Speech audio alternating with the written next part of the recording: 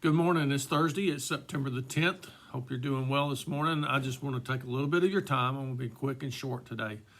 Number one, I want to remind you to pray for Sunday. We're going to be looking at the end of John chapter 11, where we see Jesus going into the situation that he was in after he had raised Lazarus and after some had believed in him and some had not.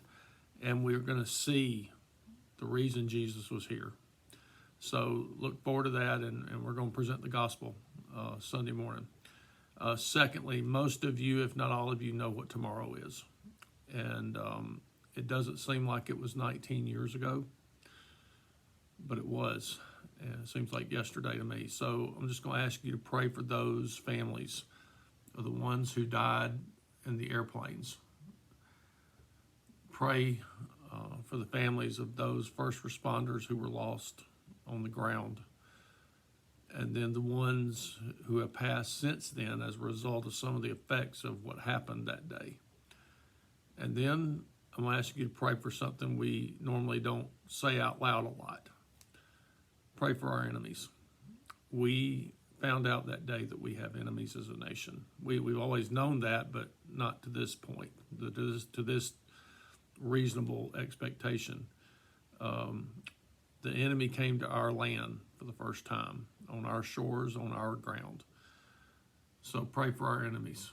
And tomorrow I'm going to have a devotion kind of tied to September the 11th, and I'm waiting to share that with you. So if y'all do that, appreciate it. And I want you to turn to Psalm chapter 8 real quickly. I'm going to read the whole psalm. It's 9 verses, but it's short 9 verses. So just listen to what it says and read along. Psalm chapter 8, it's entitled, at the title of the ESV, it's entitled, How Majestic is Your Name. It says, O Lord, our Lord, how majestic is your name in all the earth. You have set your glory above the heavens. Out of the mouth of babies and infants, you have established strength because of your foes, to still the enemy and the avenger. When I look at your heavens, the work of your fingers, the moon and the stars, which you have set in place, what is man that you are mindful of him, and the Son of Man that you care for him? Yet you have made him a little lower than the heavenly beings, and crowned him with glory and honor.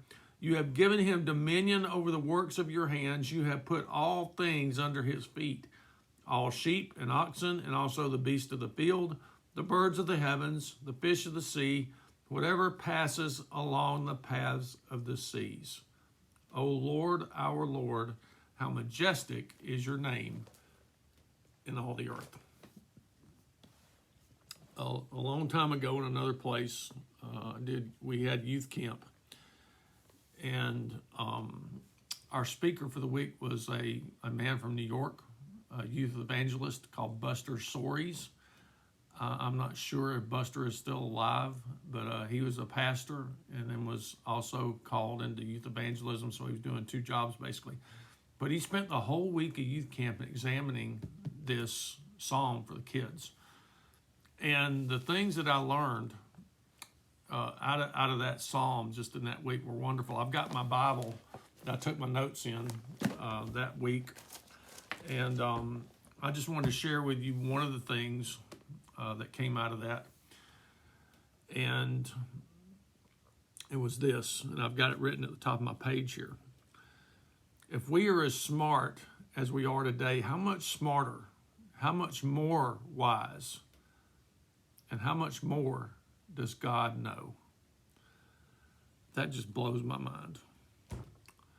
We serve a wonderful God who is majestic. He's bigger than all of us. He's bigger than our life.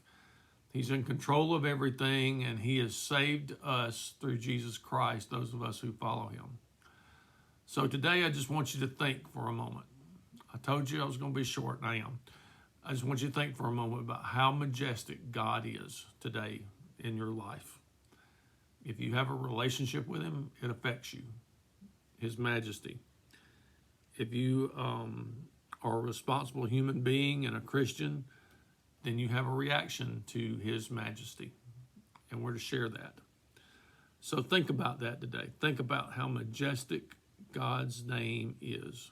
And how much more does God know than we do? Last night I had that little thoughts to ponder thing, you know, how come we could send a man to the moon and we just now have figured out put wheels on luggage? You know, we don't know why all that happens. But anyway, God's so much bigger than all that. His ways are far beyond ours. His thoughts are higher than ours. We have a majestic, wonderful God. Dwell on that today. Hope y'all have a good day. Lord willing, to see you tomorrow.